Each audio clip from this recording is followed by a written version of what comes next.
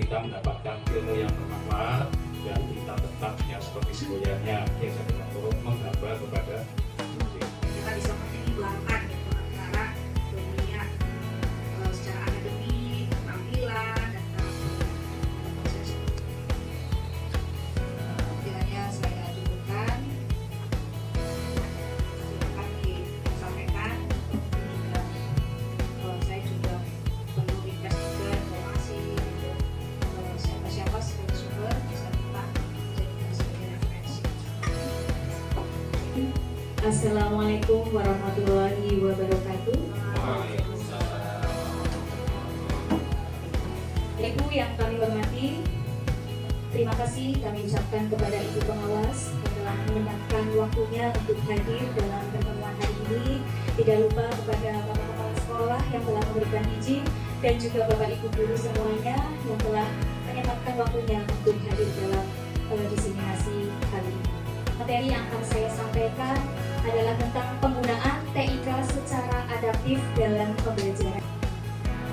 Adapun tujuan dari diseminasi penggunaan TIK yang adaptif dalam pembelajaran, diharapkan nanti Bapak Ibu semuanya dapat mengidentifikasi TIK apa saja yang adaptif yang dapat digunakan dalam pembelajaran. Kemudian kita semua juga dapat mengeksplor fitur-fitur yang ada di dalam TIK. Yang terakhir, kami berharap kita semuanya bisa mempraktikkan TIK yang adaptif di dalam pembelajaran.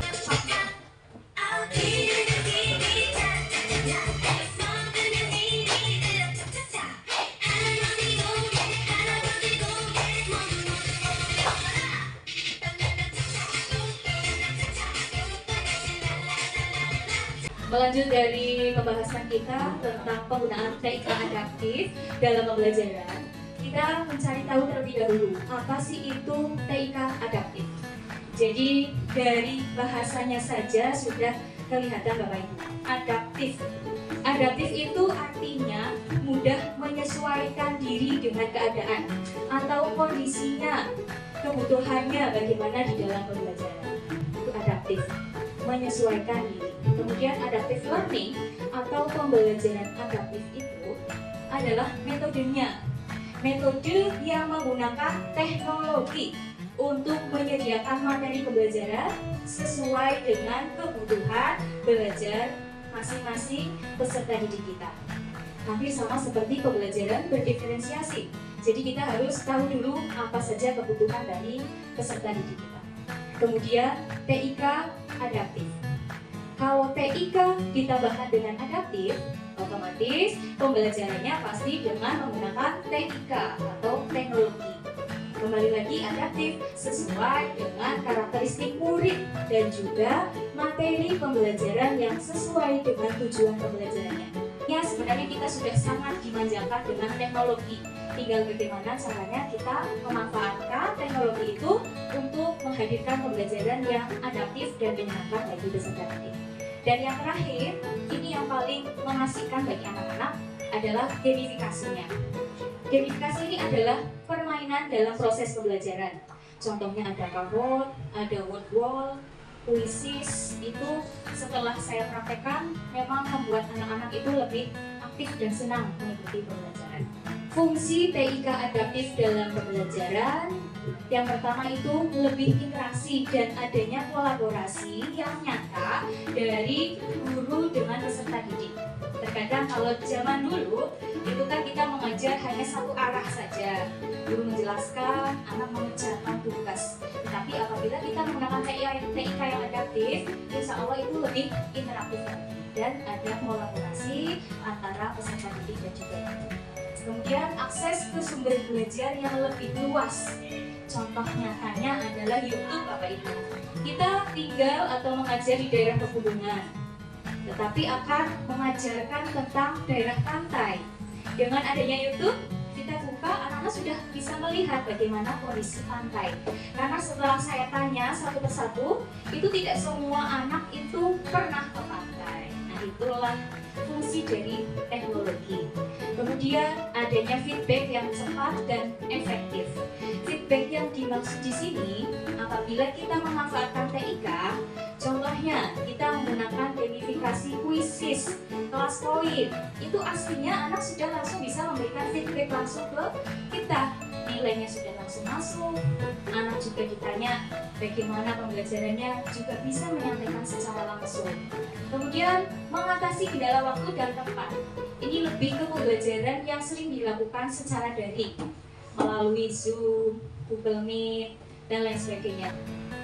Mengeksplor dalam modul ajar. Kita langsung saja ke intinya. Ini adalah jenis-jenis TIK yang sering digunakan dalam pembelajaran. Apakah Bapak Ibu paham dari simbol seperti ini? Ini sudah pernah diajarkan sebelumnya, ya, ada pelatihannya? Kalau yang bawahnya, Canva sudah tidak asing lagi. Kalau yang ini, iya, CapCut atau CapCut. CapCut itu ternyata bisa di HP dan juga bisa di laptop. Canva juga sepertinya sudah tidak asing ya Bapak Ibu. Saya percaya Bapak Ibu sudah mengetahui semuanya, kekurangannya apa, kelebihannya apa. Kelebihannya bisa membuat PowerPoint, video pembelajaran juga bisa, infografis dan lain sebagainya. Ya, ini apa nih Bapak Ibu? CapCut. CapCut itu ternyata tidak hanya di HP saja. Bukan itu ya yang coklat ya Pak. Instagram juga sudah tidak asing lagi. Kita itu bisa memanfaatkan Instagram dengan mencari tahu model pembelajaran menarik dari praktik baik teman-teman kita di luar sana. Kemudian dari hasil pembelajaran juga kita bisa mengeditnya di Instagram. Kemudian selanjutnya kuisis. Apakah Bapak Ibu sudah pernah mempraktikkan kuisis di dalam pembelajaran? Jika sudah ataupun belum, saya akan mencoba untuk mempraktikannya dan mudah-mudahan nanti bermanfaat. Ini peserta didik kita tidak perlu membawa HP. Jadi cukup dengan kartu apa ini ya? Barcode ya, kartu barcode kita print satu persatu sesuai dengan nomor absennya.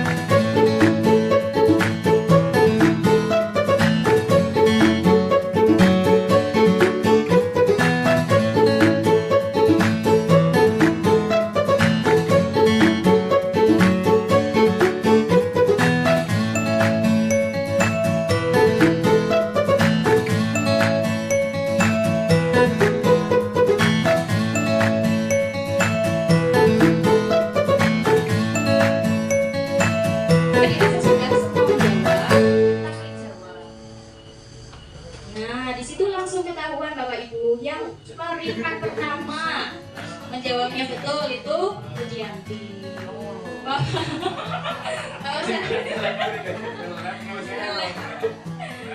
Oke, dan kunci jawaban juga langsung muncul ini yang dinamakan feedback secara langsung dan cepat. Ada lagi, ada word wall. Nah, ini juga mengasihkan dan bisa tanpa HP. Kalau bagi saya itu seperti layar sentuh untuk anak-anak. Jadi anak itu nanti maju menempelkan ke layar, meskipun sebenarnya yang ini kan menjalankan itu adalah gurunya.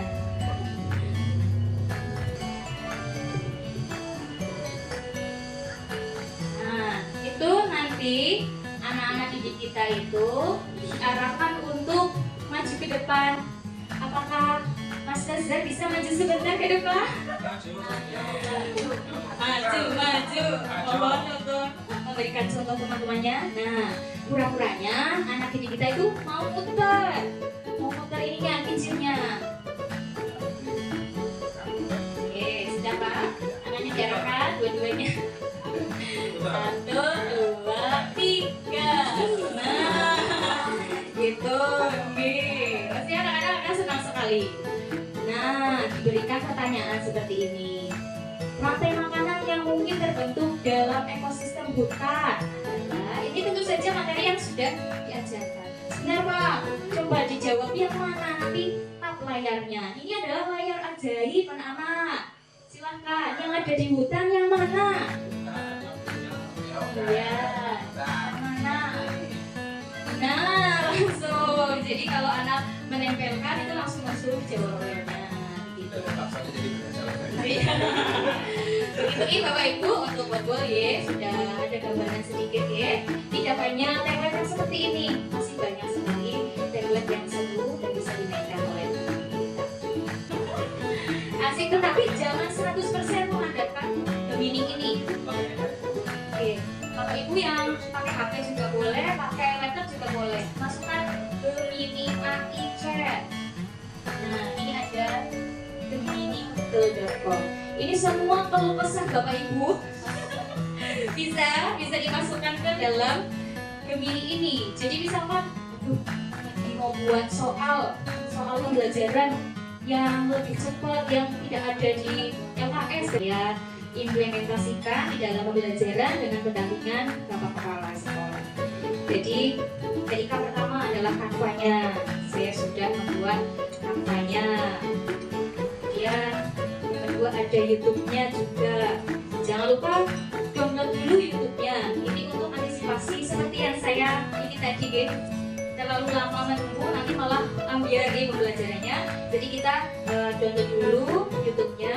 Jangan lupa sampaikan bahwa ini sumbernya dari YouTube, tapi sudah di-download untuk antisipasi apabila internetnya kurang baik, kurang lancar.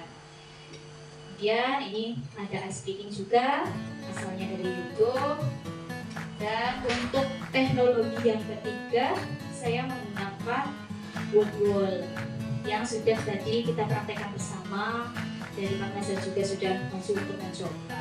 Itu sudah 3 pembelajaran. Sebenarnya semuanya insya Allah bisa membuat dan bisa mempraktikkan.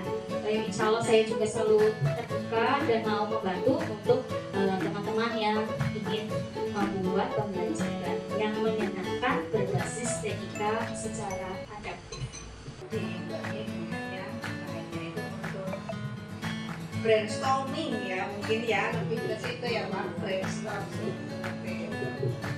Terima kasih, ini saya juga ada hal baru, wall. Nah itu saya yang tertarik, kepengen mau praktek.